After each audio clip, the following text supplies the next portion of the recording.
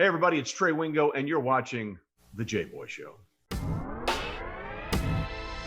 Welcome to The Jboy Show, hosted by Jake Crain, the fastest growing sports show in the nation. I'm Coach Hugh Freeze. This is Super Bowl champion Brandon Graham. Hey, this is DJ Shockley, and you're watching. And thanks for watching The Jboy Show. Hello, everyone. Thank you again for joining us on another edition of The Jboy Show. Got former ESPN sports commentator. You've seen him around everywhere. Trey Wingo, now host of Half Forgotten History. His podcast is absolutely blown up, and really excited to get Trey on to talk about a multitude of things. But first, before I get to the monologue, let's go to betonline.ag right now. If you sign up right now on the website, mobile, however, you get a 50% sign-up bonus. We've got the NBA Finals. The Suns obviously looking good. Some could say Suns in 4. You look at Major League Baseball, soccer, everything going on. Regardless of the sport, they're going to have something on there to be able to bet. They're going to play the Sharps. And like I said, if you go there now or sign up by mobile, you get a 50% sign-up bonus. That is betonline.ag. Head over there today. Now, you know, we've talked a lot about NIL. We've talked a lot about the transfer portal, but we really haven't talked a lot about them at the same time. And, you know, there's a ton of discussion on NIL about how, you know, this is totally going to ruin everything, this, that, and the other. There's some talk about that in the portal as well. But with NIL, it was more of a, you know, this is the end of college football or college sports as we know it. It's going to literally be the worst thing ever. And this far into it, you know, it's really, really not that bad. And when you actually compare the two, if you were going to weigh the two on the scale, at least in my opinion, of what has the possibility of being more detrimental, NIL or the transfer portal, it is hands down the transfer portal for many reasons. One, it's really hard to develop guys. It's really hard to build culture. It's really hard to build a foundation right when you get to a place.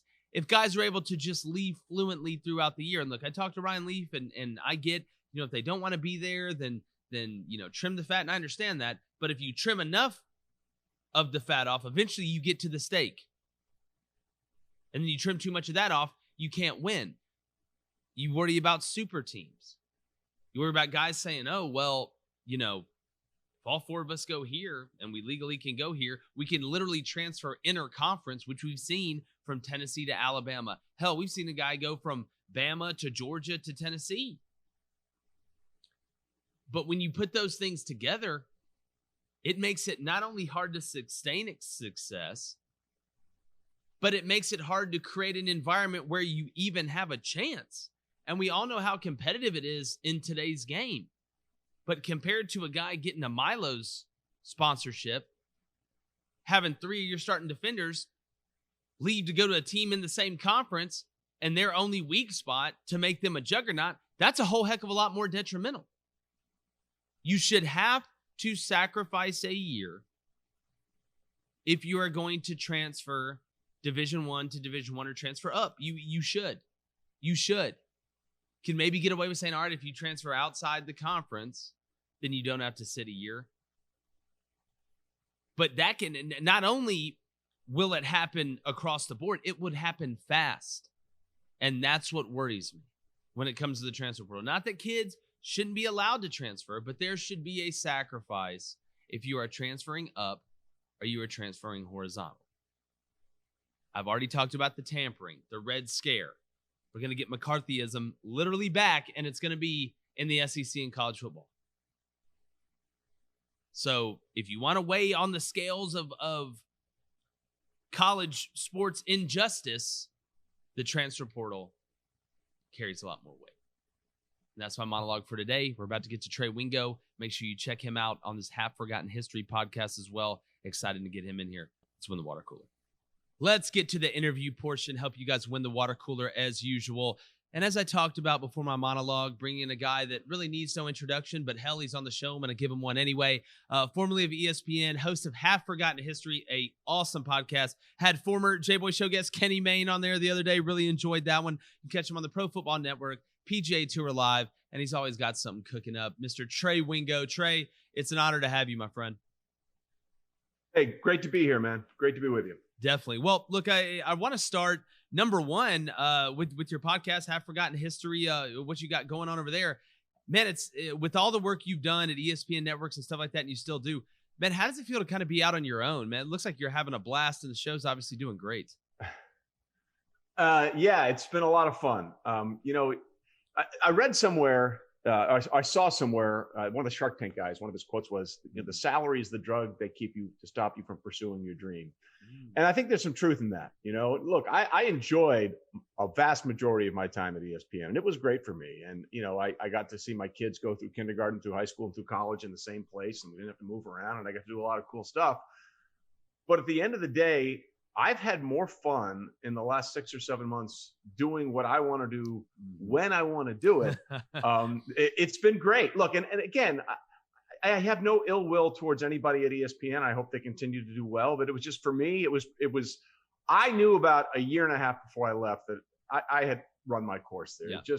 It just wasn't the same thing for me as it was. So it was time. And you take that leap sometimes and you wonder what's going on, but it's been really, really fun. And it's been really, really affirming to have so many people say, hey, we'd like you to be a part of this. We'd like you to do this. So that's been the fun part of it. Yeah. Well, I appreciate you sharing that with us. And as I said, man, it's doing great. I know it's taken off, and I've enjoyed it, and being able, like you said, to do not only what you want, when you want, obviously is a big deal as well. But, I want to transition, Trey, and to something that's been in the forefront, kind of in the spotlight, two different things.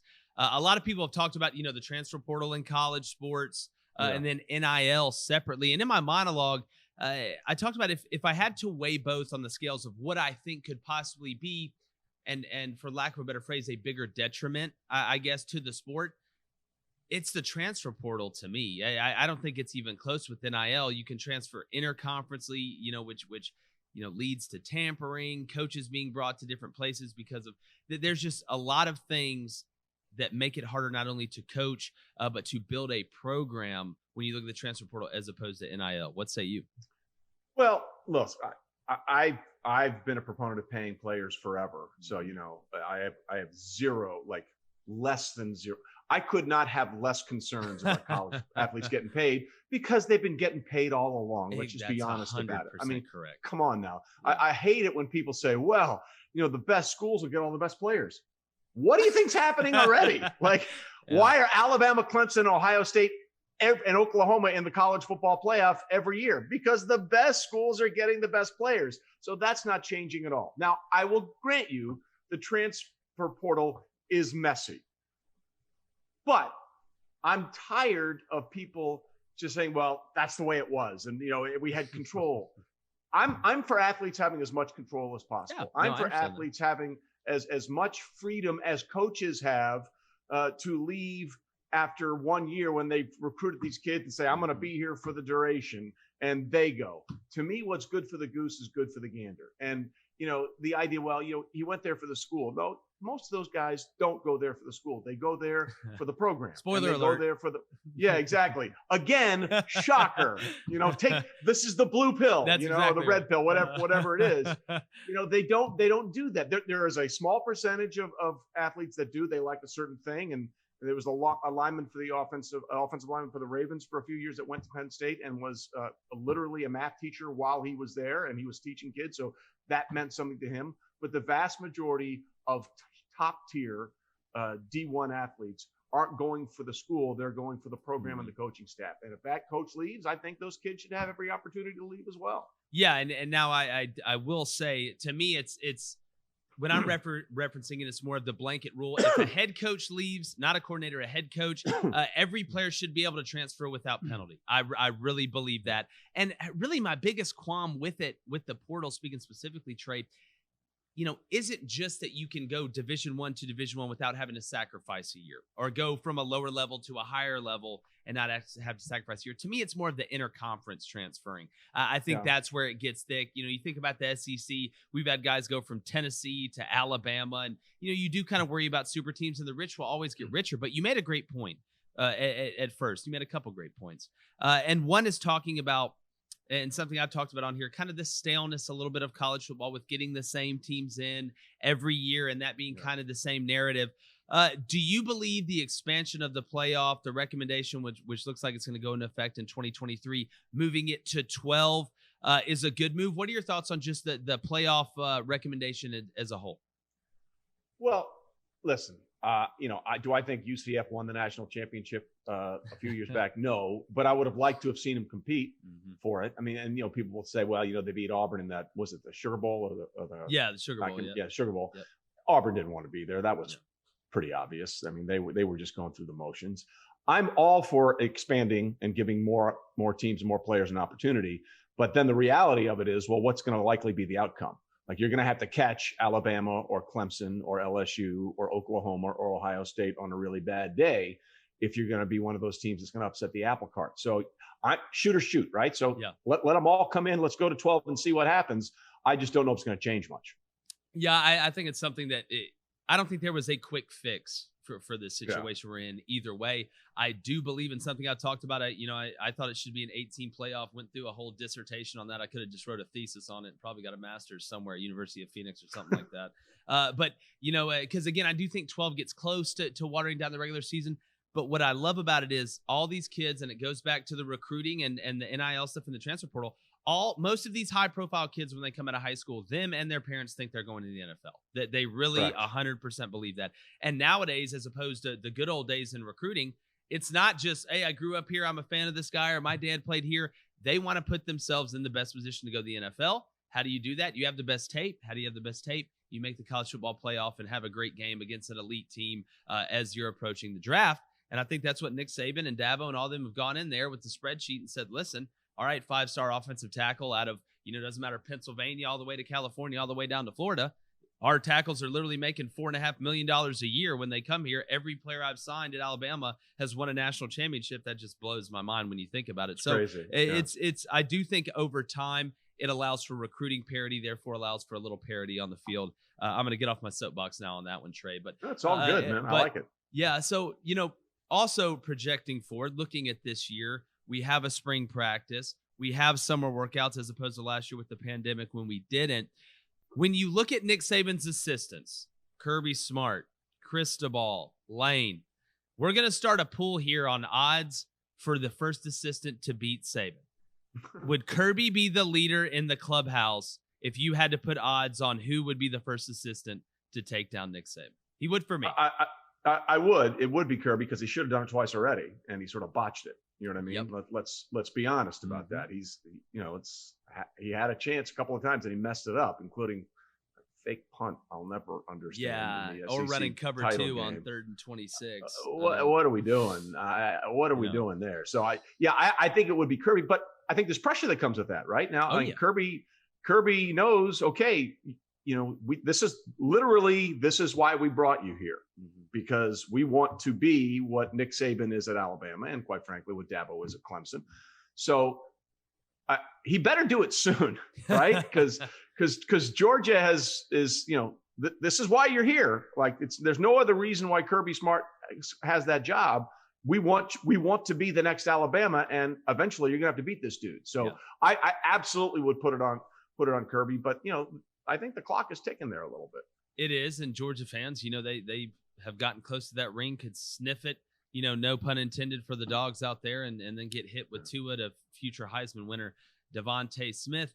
Another guy on that list, Trey, I'd have to put on there is Jimbo Fisher, obviously at A&M. I know they did lose Kellen Mond, but if I had to project, and I talk about this team a lot, I like Hayes King, I like Calzada, the two guys fighting at quarterback. I think it's going to be King at the end of the day. But if I had to put a 3-team, dossier, for lack of a better word, together for a place that you can win a national championship, that you can be dominant, Texas A&M's got to be on that list with the resources and ability they have. He's already recruiting his ass off. And, I mean, they did go 11-1 last year and return a pretty sturdy defense and some guys up front. They've recruited pretty well. Listen, I went to Baylor when the old Southwest Conference was still in existence, before the Big 12. And let me tell you something. A&M people take their football like serious, like, SEC serious. Okay. Yeah. And it's always been that way. And Kyle Field is an awesome place to watch a football game. And the yell rallies that the Aggies have are just incredible. So I would not disagree with you in any way, shape, or form about that. If someone can, like you said, if you're going to put that next tier of people that are going to be that potential school that could break the grip of death that those schools we just talked about had on the college football playoff, you would have to put Jimbo and Texas A&M in there. Yeah, and this is kind of a sidebar, Trey, and maybe this is just how my mind works or whatever, but I always wondered, and I've got to go to the College Station campus, when they do those yell practices at night, do you think the animals are just horrified in the woods? Like they just, like every year during this time of year, all the humans they watch cascade onto one place and just start screaming. I mean, if I was a squirrel, I mean, I would literally be freaking out. Like I just wonder if it scares the birds and the bear, anything that's out there. Well, look, they do that on the road too, right? They know. find a place to go on the road and do it. So, I mean, that you want to talk about committed. Yeah. They're committed. Like they are committed. Yeah. So yeah, I would imagine it's like, they have no idea what the hell's going on. So yeah, I'm sure they rattle some brains of some lower species. Yeah, no, I just wonder, trying to put yourself in the shoes of another, I guess, and walk a mile in the woods per se. But here with Trey Wingo, a host of Half Forgotten History, the Pro Football Network, PGA Tour Live, a host of other things, one of the legends in the game. Winding down here, just a couple more questions for you regarding the SEC, and I'm gonna let you get out of here, Trey. I know you're a busy man. We had a lot of hires in the SEC this past offseason, and 4, you look at it, that's a decent amount in the league. You've seen more sometimes. You look at Brian Harsin at Auburn, you look at Josh Heupel at Tennessee, Clark Lee at Vanderbilt. Good luck, brother. Shane Bieber at South Carolina, who's recruited really well. Is there one hire that stands out to you, or can you do you mind kind of diving into a few of those? And let's start with Brian Harsin, if you don't mind. Well, listen, I was going to go to Heupel first, if you don't mind. No, go ahead. Go ahead. Tennessee has got to find a way, right? Man. I mean, I'm not sure. Like, I remember when Tennessee was Tennessee, Reggie Cobb and all those, and Peerless Price, and T. Martin and Peyton and all that stuff. And it's kind of like the University of Texas. Like, how is Texas not back? Despite what Sam Ellinger used to say year after year. Yeah. Hey, they're back this year though with Sarkisian, Trey. We'll see. I mean, they should be, right? They you want to talk about two UT, right? Yeah. Tennessee and Texas. Those two schools have a rabid alumni base that is feverish about winning, and they have boatloads of money. I just can't figure out how those two schools haven't found a way to climb all the way back to the mountaintop yet. So I'm curious to see what Heupel can do at Tennessee. I'm sorry, who was the other one you want to talk about? Brian Harsin at Auburn. It's such an intriguing hire because you go from way out west, at Boise, really no ties to the Southeast, to a place that really only hires guys with ties to the Southeast. It's just an interesting thing, man. It's like a kind of, inverse reality situation. Well, I guess I would say, I mean, whatever they've tried hasn't worked, so let's try something else, right? I mean, that's the best way I can describe that hire. Is everything they've tried to go down the path of so many other schools and the way they've done it before, and it hasn't worked. So why not throw a change up in there and see what happens? The worst thing that could happen is that we have to do it all over again, which they've done a few times anyway. Yeah. So speaking of Tennessee, exactly. So you're right. It is sort of a curveball, but why not try it? Like, at this point, what do you have to lose? Yeah. Because the West is as good as it's ever been than I've ever seen from a depth standpoint. But last question, Trey. One, obviously you cover the NFL a ton. I couldn't let you go without asking you this. You could have one of these 4: Trevor Lawrence, Trey Lance, Justin Fields, Zach Wilson. Who's Trey Wingo going with, and why?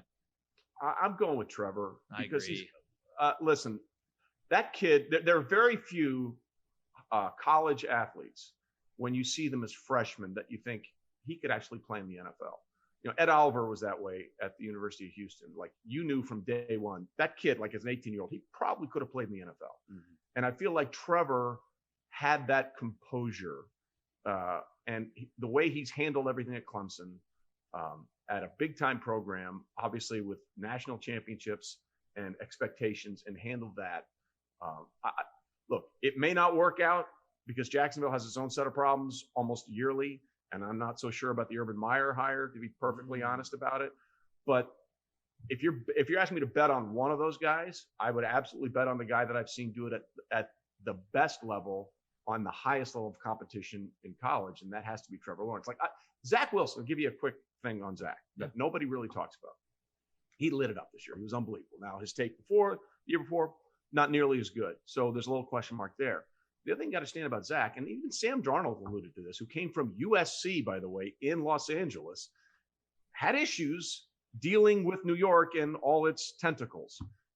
Zach Wilson is from a small town in Utah, went to BYU. He is in a completely different atmosphere now. Yeah. And all the physical skills and all that stuff, I'm not as concerned about. I'm really curious to see how a kid from a small town in Utah handles what was too much, by his own admission a couple of times, for Sam Darnold out of USC and Los Angeles. That's the part with Zach that I think nobody talks about, and that could be the wild card in whether or not he's successful with the Jets or not. Yeah, I mean, I don't think you're even allowed to drink a Sprite out there. Now you go to the Big Apple, and they got all type of stuff. And I forgot what movie it is, Trey, but there's an old quote. It's like nature versus nurture. Nature always wins. No, it's just going to be interesting to see. And you're right. Trading places, by the way, with Eddie Murphy. There we go. There we go. No. Trey Wingo, of course he comes through the clutch. Of course. Any hosts have forgotten history, and I'm forgetting history, and he's correcting me. Wow, it's just all coming together, guys. Look at us. But no, Trey, brother, I really appreciate you coming on. Tell everybody where they can find all your stuff. You have like 80,000 bajillion followers on Twitter. So if you want to add a couple more, tell them where your Twitter is too. Sure. It's at Wingoz with a Z, Wingoz. You can find the podcast on Apple, Spotify, Stitcher, Luminary, and also my YouTube page, Trey Wingo Presents, and my Facebook page, Trey Wingo. So it's all out there everywhere. And obviously, we're having a lot of fun with it, and we're off to a good start. We're enjoying it. Definitely. Well, Trey, it was an honor to have you on. Would love to get you back as we get closer to the season. But no, I really appreciate it. I know our audience does as well.